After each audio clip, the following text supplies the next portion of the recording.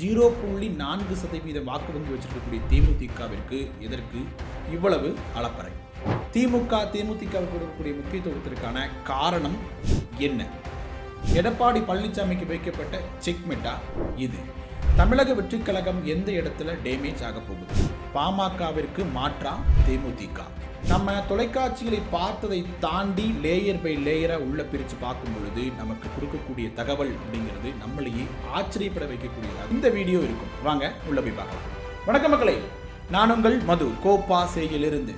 இது தேர்தல் தீ 2026.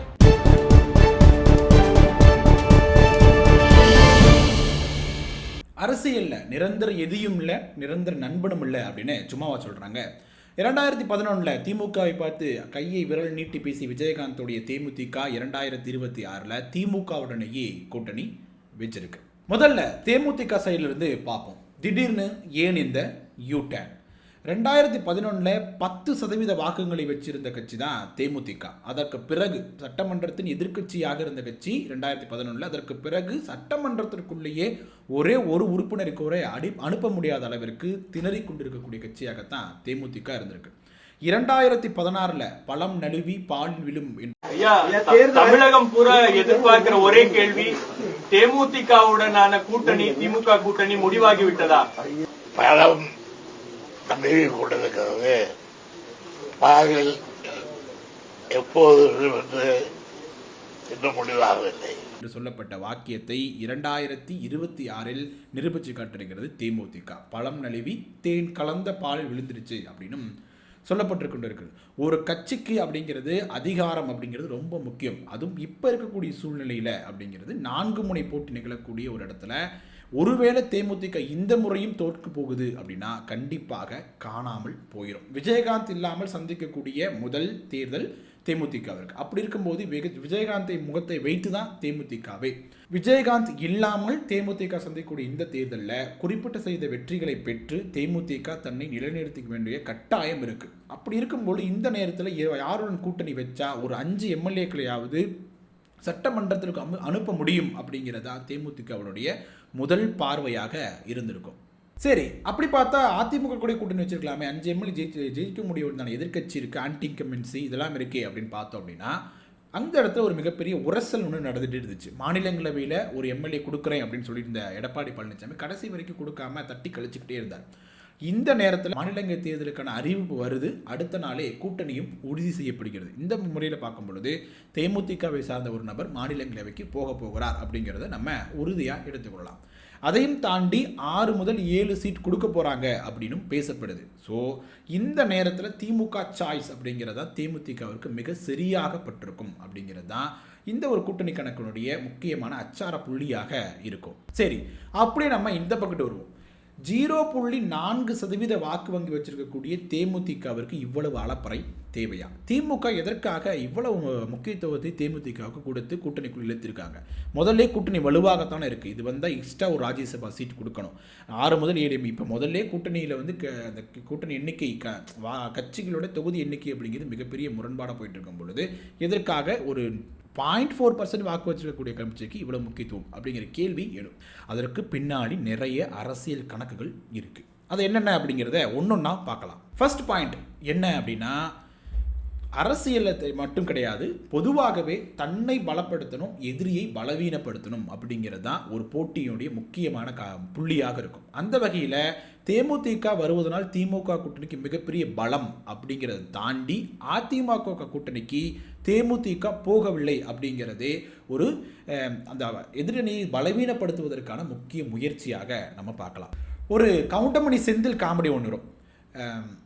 பொத்தி பொத்தி வளர்த்த புள்ள மேகலை அப்படிங்கிற மாதிரி ஒரு காமெடி வரும். அதில் செந்தில் வந்து இந்த பொண்ணு சூஸ் பண்ணும், கல்யாணம் பண்ணிக்கிறேன் அப்படின்னு. அப்போ செந்தில் வந்து ஒரு இது சொல்லுவார், என்ன அப்படின்னா, இந்த பொண்ணுக்கே உன்னை பிடிக்கலையே, உன்னையெல்லாம் இனிமேல் யார் கட்டிக்குவா அப்படிங்கிற மாதிரி சொல்லுவார். இப்போ அது என்ன விஷயம் அப்படின்னா, இவங்க கூட ஒன்று செலக்ட் பண்ணல. அதாவது 0.4% வாக்கு வங்கி வச்சிருக்கக்கூடிய தேமுதிகவே அதிமுக போட்டு போகாமல் அவங்கள செலக்ட் பண்ண தயாராக இல்லை அப்படிங்கிறத இந்த இடத்துல உணர்த்துறாங்க. அந்த கூட்டணியை இன்னும் டீக்ரேட் பண்ணுறாங்க, குறைச்சி காட்டுறாங்க அப்படிங்கிறது முக்கியமான ஒரு புள்ளியாக நம்ம பார்க்கலாம்.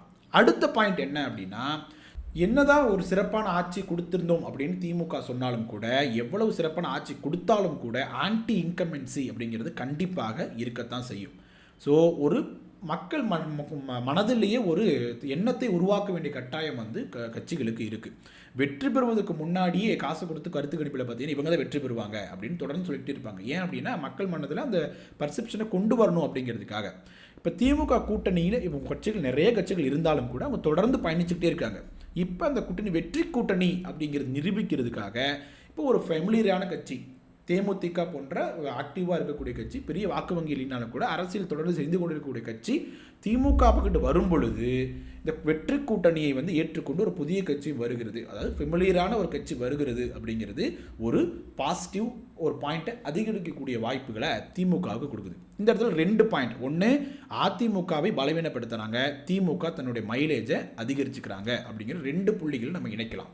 3வது ஃபேக்ட் என்ன அப்படின்னா வட தமிழ்நாட்டில் 0.4% அப்படின்னு குறைச்சி சொன்னாலும் கூட பல்வேறு தொகுதிகளில் 500 முதல் 2000 வாக்குகளை தேமுதிக வச்சிருக்கிறாங்க.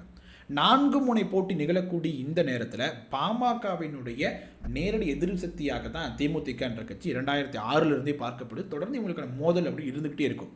பாமக வலிமையாக இருக்கக்கூடிய, அதாவது பாமக வாக்கு வங்கி வலிமையாக இருக்குது அப்படின்னு சொல்லக்கூடிய வட தமிழ்நாட்டில் பாமக உடைந்து இருக்கக்கூடிய, ஸ்பிரிட்டாக இருக்கக்கூடிய இந்த நேரத்தில் திமுக கூட்டணி இருப்பது அப்படிங்கிறது பாமக சார்ந்த ஓட்டுகளை கூட இந்த பக்கம் கொண்டு வருவதற்கான வாய்ப்புகளை ஒரு எட்ஜை திமுகவுக்கு கொடுக்கும்.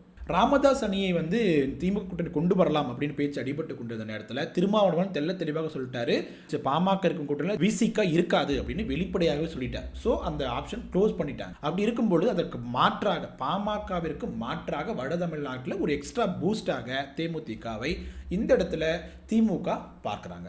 இந்த நேரத்தில் அடுத்த பாயிண்டாக ஒரு இமேஜை கிரியேட் பண்ண திமுக நினைக்கும். எப்படின்னா 2021 பிறகு தான் விஜயகாந்த் அவர்களுடைய மறைவு, அதாவது திமுக ஆட்சியில் மறைஞ்சார்.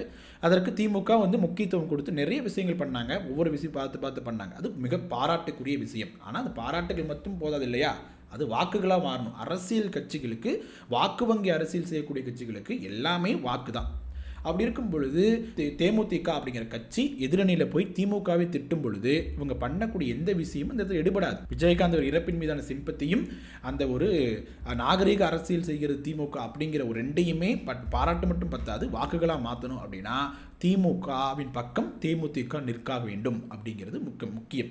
இது 0.4% அப்படிங்கிற ஒரு சின்ன வட்டத்துக்குள்ள அடைச்சிட முடியாது. இதையும் தாண்டி தேமுதிக வாக்களிக்காதவர்களுக்கு கூட இந்த கூட்டணிக்கு வாக்களிப்பதற்கான வாய்ப்புகளை இது உருவாக்கி கொடுக்கும். அடுத்த பாயிண்டாக இது வந்து டிவிகேக்கு ஒரு சின்ன டேமேஜை ஏற்படுத்தும். எப்படி அப்படின்னா தொடர்ந்து அவர் சொல்லிட்டு இருக்கிறது எம்ஜிஆர், விஜயகாந்த், விஜய் அப்படிங்கிற ஒரு இதை தான் கட்டமைக்க தொடர்ந்து விரும்பிட்டு இருக்கிறாங்க. அப்படி இருக்கும் பொழுது விஜயகாந்த் அவர்களுடைய தேமுதிக திமுகவிடம் போய் கூட்டணி வைக்கிறாங்க. அரசியல் எதிரி அப்படின்னு விஜய் தொடர்ந்து சொல்லிட்டு இருக்கக்கூடிய ஒரு கட்சி. அப்படி இருக்கும்பொழுது இப்போ விமர்சிக்கணும், தேமுதிகவை விமர்சிக்கணும், ஆனால் விஜயகாந்தை ஆதரிக்கணும். ஏன்னா இதுக்கு முன்னாடியே நிறைய அண்ணன் அப்படின்னு பேசிட்டார். ஸோ அவரை விமர்சிக்க முடியாது. விஜயகாந்தை வந்து புகழ்ந்து பேசணும், தேமுதிகவை விமர்சிக்கணும் அப்படிங்கிறது அந்த இடத்துல ஒரு மிகப்பெரிய முரண் உண்டாகும். ஸோ இந்த இடத்துல அந்த கூட்டணியை, அதாவது தேமுதிக விமர்சிப்பதற்கான ஒரு லாக் போட்டது போன்ற ஒரு சூழலை வந்து டிவிகேக்கு இருக்கும். அதையும் தாண்டி இதற்கு முன்னாடி தொடங்கப்பட்ட ஒரு நடிகர் கட்சி திமுகவுடன் போய் ஐக்கியமாகுது அப்படிங்கிறது நார்மலாகவே ஒரு பேட் வைப்ரேஷன், அதாவது நெகட்டிவ் வைப்ரேஷனை டிவிகேவின் மீது மக்கள் மத்தியிலே ஏற்படுத்தும். இது வந்து ஒரு சைக்கலாஜிக்கலாக சொல்லலாம் இதை வந்து, சரிங்களா. ஒரு நடிகர் கட்சி 2006 தொடங்க தேமுதிகவும் அதற்கு பிறகு கமல்ஹாசனாக இருக்கட்டும் எல்லாருமே போய் திமுகக்குள்ள ஒன்றா நிற்கிறாங்க. இப்போ புதுசாக இன்னொருத்தர் நடிகர் ஒருத்தர் வந்திருக்கிறாரு, அவர் என்ன பண்ண போகிறார் அப்படிங்கிற ஒரு பேச்சு வந்து தொடர்ந்து அடிபடும். இது போன்ற விஷயங்களால டிவிகேவுக்கும் இதனால் டேமேஜ் இருக்கும். அதுவும் இல்லாமல் கூட்டணியும் டிவிக்கு கூட வைப்பாங்க அப்படிங்கிற மாதிரி பேச்சும் அடிபட்டு கொண்டிருந்த நிலையில் அதுவும் தகர்க்கப்பட்டிருக்கிறது. அடுத்த பாயிண்ட் என்ன அப்படின்னா இது திமுக கூட்டணிக்கே ஒரு நெகட்டிவான ஒரு இமேஜை தருவதற்கான வாய்ப்புகளும் இருக்கு. தொடர்ந்து பாஜகவோட பயணிச்சுக்கிட்டே இருந்த கட்சி தான் தேமுதிக. கடந்த 2 வருஷத்துக்கு முன்னாடி கூட அவங்களோட தான் இருந்திருக்காங்க. திமுக கூட்டணியோட மைய புள்ளி என்ன இருக்கு அப்படின்னா பாஜக எதிர்ப்பு, நாங்கள் கொள்கை கூட்டணியாக இருக்கிறோம் அப்படின்னு சொல்லக்கூடிய கூட்டணியாக தொடர்ந்து சொல்லிக் கொண்டிருக்காங்க. 8 ஆண்டுகளாக அப்படிதான் பயணிச்சுக்கிட்டும் இருக்காங்க. தொடர்ந்து தேமுதிக பாஜக கூட்டணியில் வச்ச கட்சி, தொடர்ந்து பேரம் பேசி வெளிப்படையாகவே அறிவித்து பேரம் பேசின கட்சி. அப்படி இருக்கும்போது பேரம் படிஞ்சிருச்சு, திமுக போட்டு வந்துட்டாங்க அப்படின்னு சின்ன புள்ளியில் சொல்லி முடிச்சிட வேண்டிய நடக்கக்கூடிய வாய்ப்புகளும் இருக்குது. தேமுதிக இருக்கக்கூடிய பாஜகவோடு தொடர்ந்து பயணித்து தேமுதிக இருக்கக்கூடிய திமுக கூட்டணியை இனிமேல் கொள்கை கூட்டணி எப்படி அவர்களால் கிளைம் பண்ணிக்க முடியும்? பாஜக எதிர்ப்பில் தான் அந்த கூட்டணியுடைய மைய புள்ளியாக இருக்குது. ஸோ தேமுதிக இணைவு அப்படிங்கிறது இந்த கொள்கை கூட்டணி அப்படின்னு சொல்கிறதுல மிகப்பெரிய ஒரு நெருடலை அந்த கூட்டணி கட்சிகளுக்கு கொடுப்பதற்கான வாய்ப்புகளும் இருக்குது. ஓகே மக்களை, நம்ம வீடியோவோட இறுதி பகுதிக்கு வந்துட்டோம். ஒவ்வொரு நகர்வுக்கு பின்னாடி இவ்வளோ விஷயங்கள் தொடர்ந்து அரசியலில் நடந்துக்கிட்டே இருக்கும். அதைத்தான் நம்ம தொடர்ந்து டீகோட் பண்ண போகிறோம். இந்த விஷயத்தில் அதாவது திமுக கூட்டணியில் தேமுதிகவின் முடிவு சரியாகத்தான் இருக்கா? திமுகவினுடைய இந்த காய் நகர்த்தல் அப்படிங்கிறது உங்களுடைய பார்வையில் எப்படி இருக்குது? திமுக கூட்டணி வெற்றி பெறுவதற்கு தேமுதிக எந்த அளவுக்கு உதவி பண்ண போகிறாங்க அப்படிங்கிறத கமெண்ட் செக்ஷனில் சொல்லுங்கள். வீடியோ பிடிச்சிருந்தா லைக் பண்ணுங்கள், ஷேர் பண்ணுங்கள், கோபாஸ் யூடியூப் சேனலை சப்ஸ்கிரைப் பண்ணிக்கோங்க. தொடர்ந்து பேசுவோம். நன்றி.